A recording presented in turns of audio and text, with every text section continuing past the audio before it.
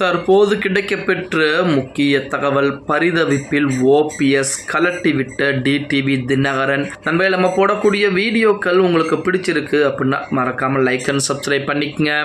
தமிழகத்திலே 2026 சட்டமன்றத்தில் என்பதற்கு ஒரு 2 மாத காலங்கள் தான் இருக்கிறது. அதன் காரணமாக அனைத்து அரசியல் கட்சிகளுமே மிக தீவிரமான வேலைப்பாடுகளை பார்த்துட்டு, ஆனால் ஓபிஎஸ் மட்டும் இதுவரைக்கும் எந்த விதமான அறிவிப்புகளையும் கொடுக்காமல், அதாவது ஓபிஎஸ் அவர்கள் இனி எந்த கட்சியில் கூட்டணியில் இணைய போகிறார், அவர் எந்த ஒரு கட்சிக்கு ஆதரவை கொடுக்க போகிறார், எத்தனை தொகுதியில் போட்டியிட போகிறார் என எந்த விதமான தகவலும் ஓபிஎஸ் பற்றி வெளிவராத சூழலில் இன்றைய தினம் கூட்டணி பற்றின அறிவிப்புகளை வெளியிடுவதற்கு அவர் அதிகாரப்பூர்வமாக அறிவிப்பு என்பது வெளியாகக்கூடும் என செய்திகள் என்பது வெளியாகி கொண்டிருக்கிறது. அதாவது நமது ஓபிஎஸ் அவர்களை பொறுத்த வரைக்கும் பாஜகவின் கூட்டணிக்குள் செல்ல போகிறாரா, விஜயின் பக்கம் போக போகிறாரா என எந்த ஒரு தகவலும் தெரியல. டிடிவி தினகரனை முழுமையாக நம்பிக்கொண்டிருந்தார். டிடிவி தினகரன் சொன்னதை கேட்டுத்தான் பாஜக கூட்டணியில் இருந்து ஓபிஎஸ் வெளியேறினார். ஆனால் இன்று டிடிவி தினகரன் ஓபிஎஸ்க்கு டாடா காமித்து விட்டு அவர் பாஜக கூட்டணியிலே இணைய போகிறார் அப்படிங்கிற மாதிரி செய்திகள் தான் இணையதளங்களிலே உலா வந்து கொண்டிருக்கிறது. கடந்த வாரங்களிலே நமது டிடிவி தினகரனும் அமித்ஷா அவர்களும் தனிப்பட்ட முறையிலே சந்திப்பு நடத்தி பேச்சுவார்த்தை என்பது நடத்தினாங்க. அந்த பேச்சுவார்த்தையின் முடிவுகளில் பார்த்தீங்க அப்படின்னா என்டிஏ கூட்டணியில் நமது டிடிவி இணைவதற்குரிய வேலைப்பாடுகள் மிக தீவிரமாக பார்த்துக் கொண்டிருக்கிறார். அதுவும் 2026 சட்டமன்ற தேர்தலிலே கிட்டத்தட்ட ஒரு 7-8 தொகுதிகள் வரைக்கும் நமது தினகரனுக்கு ஒதுக்கப்படுவதற்கு அதிகப்படியான வாய்ப்புகள் என்பது இருக்கிறது. அப்ப என்டிஏ கூட்டணி என்றால் அதிமுகவுடைய கூட்டணிக்குள் தான் நமது டிடிவி தினகரன் வரப்போகிறார். ஆனால் ஓபிஎஸ் அவர்களுக்கு அந்த வாய்ப்பு என்பது மறுக்கப்பட்டிருக்கிறது அப்படிங்கிற செய்திகள் என்பது வெளியாகி கொண்டிருக்கிறது.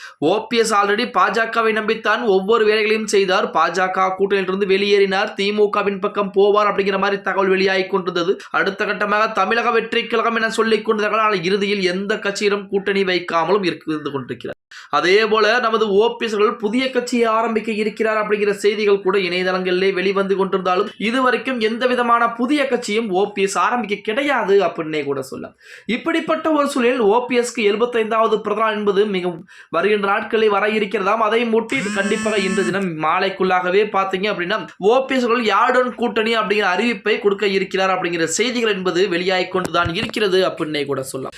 ஓபிஎஸ் அவர்களை பொறுத்த வரைக்கும் 2026 சட்டமன்ற தேர்தலிலே அவருக்குரிய பலத்தை அவர் நிரூபித்து காட்டியே ஆக வேண்டிய ஒரு கட்டாயத்தில் தான் இருந்து கொண்டிருக்கிறார்.